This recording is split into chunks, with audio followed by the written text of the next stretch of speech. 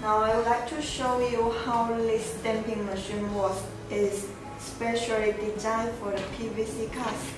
Just now we have embossing this cast, and now I would like to show you how to got the color fold onto it. For this machine, here this button is to adjust the length of the paper fold rolls from 0 to 60 millimeters.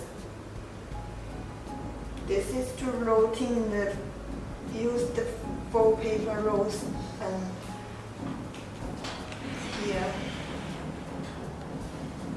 for colorful stampings on PVC cast, normally we use the temperature between 100 degrees to 150 degrees. This button is to adjust the temperature. When it reaches the temperature, the lines will turn to green color. When it's heating, it's red color. When I adjust it to 110, now the temperature reached. Let's see how it works. Pull out this part. Put your cast.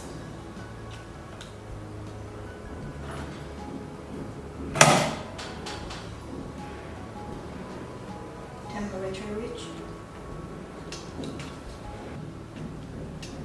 Press down for 3 seconds.